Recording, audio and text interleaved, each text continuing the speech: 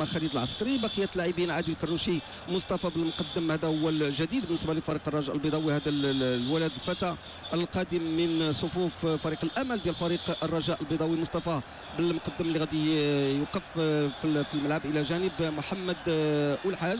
هناك كيهي كوكو العائد لوسط الميدان ديال فريق الرجاء البيضاوي، سعيد فتاح الى حفيظي لسمويتيس، رشيد سليماني، فيفيان مابيدي وعبد الكبير الوادي. هنا التيفو ديال فريق الوداد البيضاوي على الجهه اليسرى، فدائيون.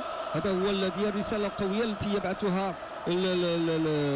جمهور الوداد البيضاوي، الالترا ديال فريق الوداد البيضاوي، الوينرز فدائيون، بمعنى انهم حاضرون الى جانب فريق الرجاء البيضاوي يتنفسون عشق الفريق الاحمر والابيض. هنيئا لفريق الرجاء البيضاوي، فريق الوداد البيضاوي بجماهيره الوفيه التي اثبتت مره اخرى انها ستبقى مع فريقها مهما كان في السراء والضراء. اذا دخول الفريقين، فريق الرجاء البيضاوي والوداد، نذكر بان الوداد هو الذي يستقبل في هذه المباراه. فريق الرجاء نذكر مره اخرى ونتمم بالاحرى الاحتياطيين او اللاعبين الاساسيين ديال الفريق، قلت محمد بوالحاج، سعيد فتاح، الى حفيظي، لسمويتيس، رشيد سليماني، فيفيان مابيدي، عبد الكبير الوادي، محمد بوجاد في الاحتياط كحارس مرمى، زكريا الهاشمي، احمد شاغول اللي مصاب على مستوى الكتف ديالو، لذلك لم يعتمد عليه المدرب جوزي روماو كاساسي في هذه المباراه، حمزه بورزوق، صلاح الدين عقال المصاب وايضا كان اصيب في احد الحصص التدريبيه على مستوى العين في احتكاك مع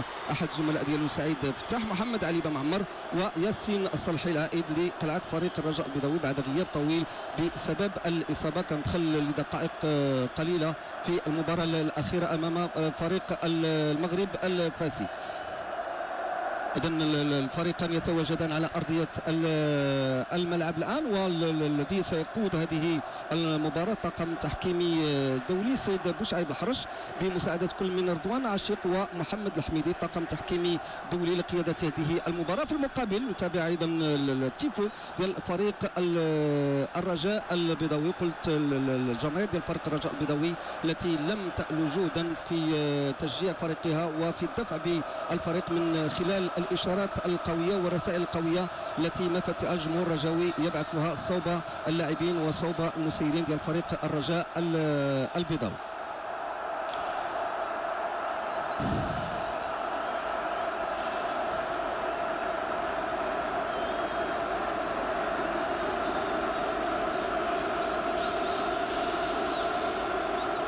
إذن هذه هي الأجواء بمركب محمد الخامس بدار البيضاء. بطبيعة الحال الدربيات تتوالى، الأعوام تمر، ولكن الديربي يبقى هو الديربي، يبقى موعد كبير للكرة المغربية، أقول الكرة المغربية وليس البيضاوية. هذا التيفو مرة أخرى ديال أنصار فريق الرجاء البيضاوي،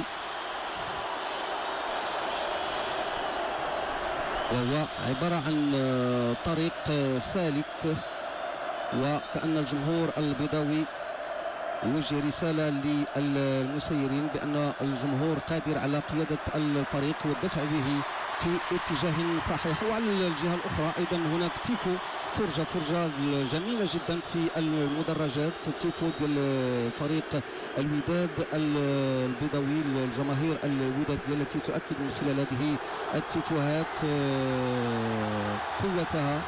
جميل جدا جميل جدا ما نعيشه من لحظات رائعة هنا بجنبات مركب محمد الخامس بالدار البيضاء. هنا صورة ترمز إلى القوة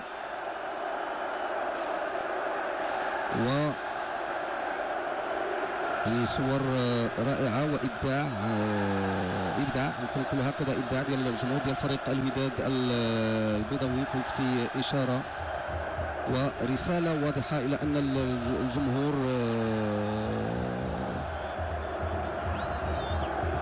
فريق الوداد يبقى من الجماهير المعول عليها في كل اللحظات.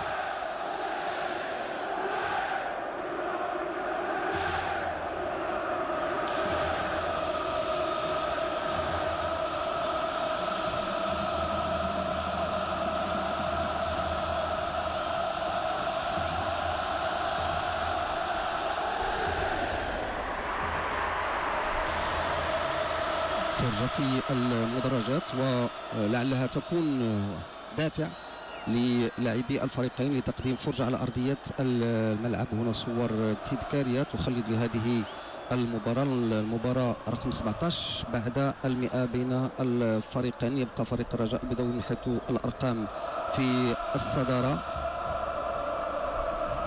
38 انتصار مقابل 25 لفريق الوداد البيضاوي. بقية المباريات انتهت كلها متعادلة بين الفريقين.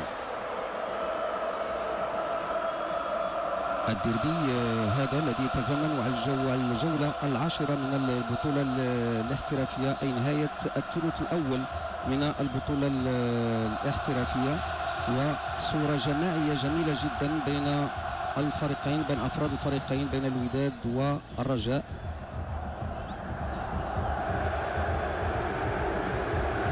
صورة تعكس الروح الأخوية التي تجمع بين اللاعبين.